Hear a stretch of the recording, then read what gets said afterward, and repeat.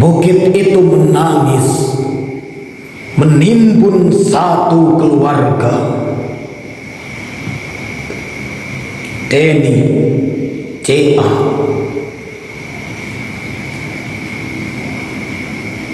Musibah banjir besar di Sumatera bulan November 2025 telah menelan lebih dari 850 nyawa.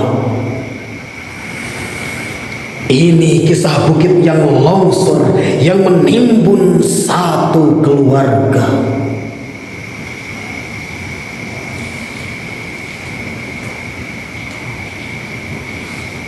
Aku adalah bukit yang sangat tua, jauh lebih tua dari riwayat semua keluarga yang pernah berteduh di bawah kakiku.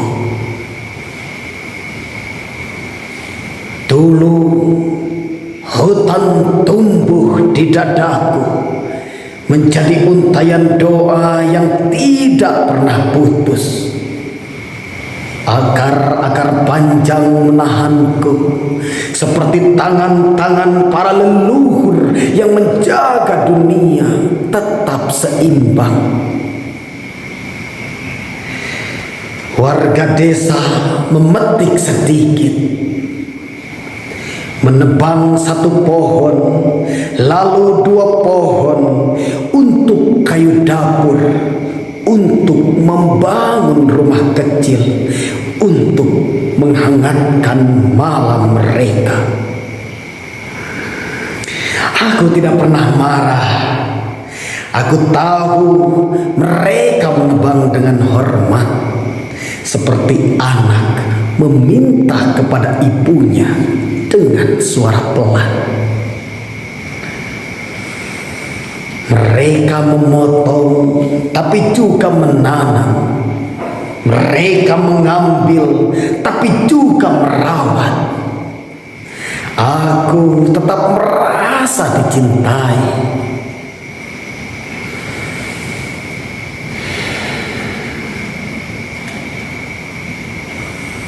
Tapi mereka berbeda.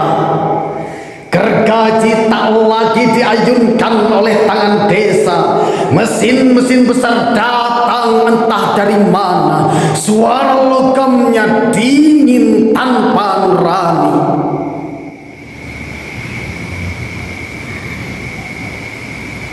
Perusahaan-perusahaan itu naik ke punggungku, menjadi pasukan yang lapar, menggunduli rambut hijauku, menelanjangiku sampai ke tulang. Setiap pohon yang tumbang menjadi angka dalam laporan laba, menjadi jembatan menuju rekening mereka, bukan menuju kehidupan.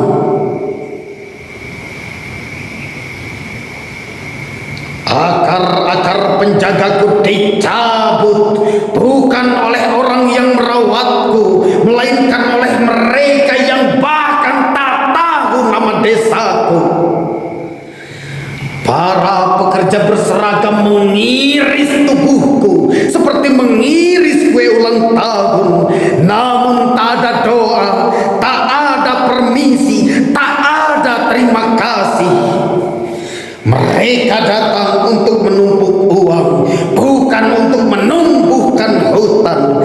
Dan ketika setengah tubuhku botak dan kerontang, mereka pergi meninggalkan aku berdiri sendirian di hadapan badai yang semakin ganas.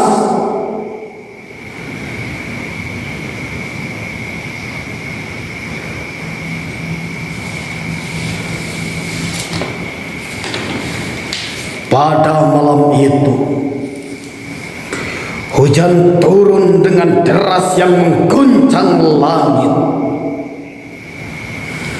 Ia mengetuk luka-luka lamaku yang tak sempat sembuh.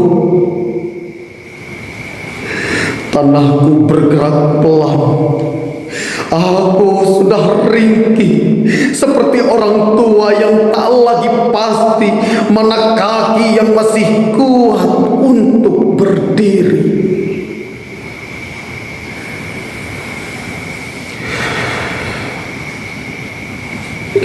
Aku mencari akar-akar yang dulu memelukku, tak ada. Aku mencari pohon-pohon yang dulu menahan bahuku, tak ada.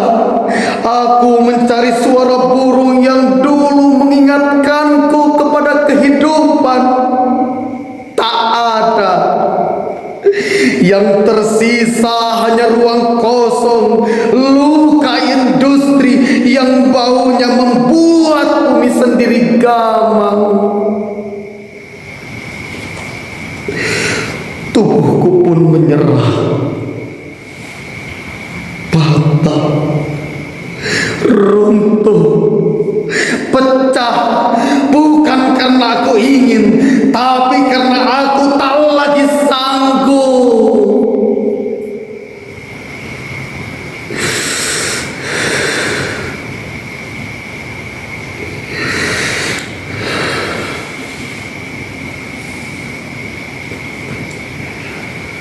Di bawah tubuhku, sebuah mobil putih kecil berhenti hanya untuk istirahat. Di dalamnya ada keluarga sedang menutup hari panjang dengan tawa kecil yang lembut. Gadis itu sempat memungut daun berbentuk hati dari pohon terakhir yang masih tersisa. Aku melihatnya, aku merasakan kehangatan kecil itu seperti kenangan yang hampir punah. Aku ingin melindungi mereka seperti dulu aku melindungi desa-desa kecil yang tumbuh bersama akar-akar hatiku.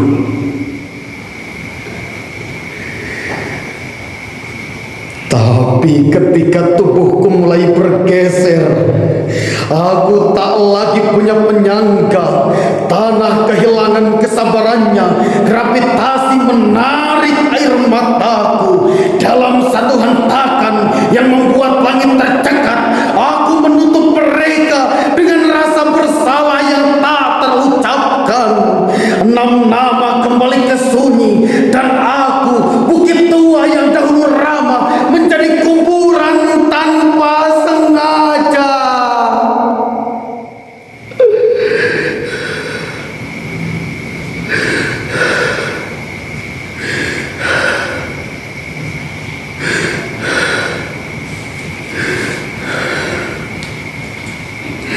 Ketika aku runtuh, kampung-kampung kecil ikut hancur.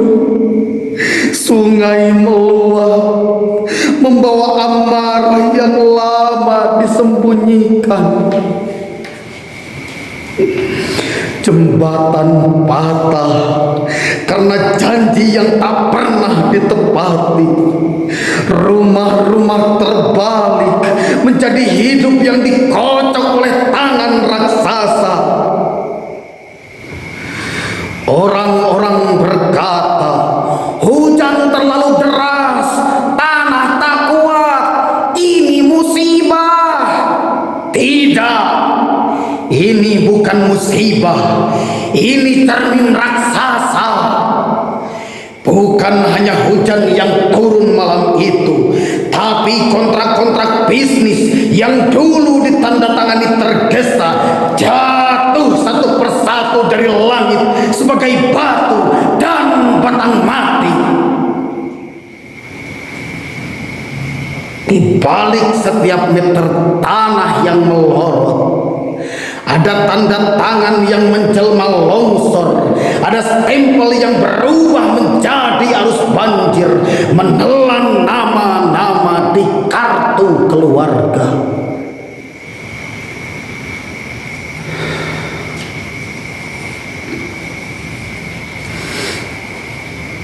Kini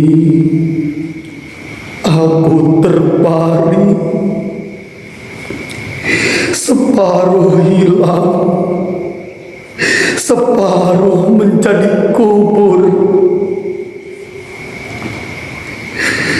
Namun yang paling hilang bukan lahanku, melainkan keyakinanku bahwa manusia masih mampu membedakan kebutuhan dari keserakahan.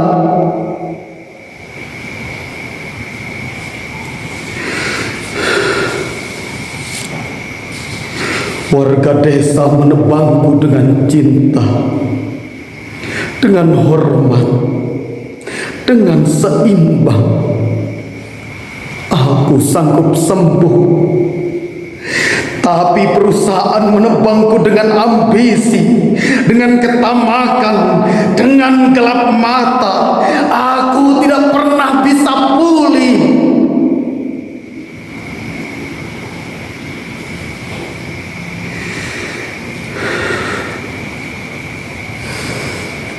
Di kota jauh, di ruang rapat ber-AC, di sebuah perusahaan metropolitan, angka-angka laba tumbuh di layar seperti hutan palsu.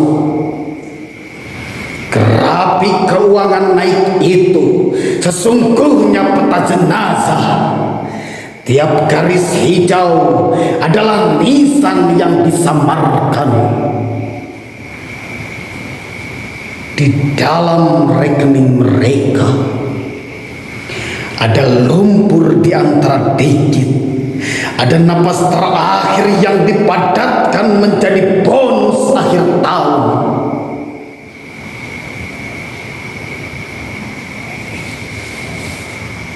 Belajarlah bahwa pohon bukan hanya kayu, ia saudaramu sendiri, tulang dunia. Bahwa hutan bukan lahan kosong, ia keluargamu sendiri, jantung yang berdetak untuk semua makhluk. Jika manusia tak belajar, peta dunia pelan-pelan akan berubah warna. Hijau menjadi daftar duka, coklat menjadi arsip jenazah yang tak sempat dimakamkan.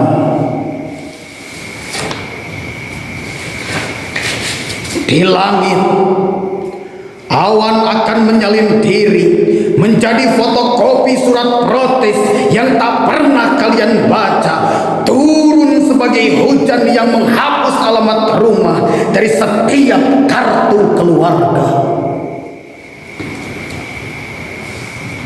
Dan bumi yang selama ini diam akan semakin marah karena ia ibu kandung yang kalian hianati.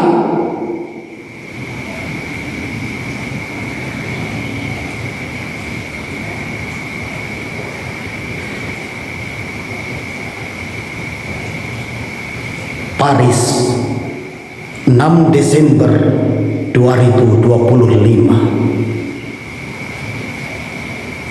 Satu keluarga tewas tertimbun bukit yang longsor.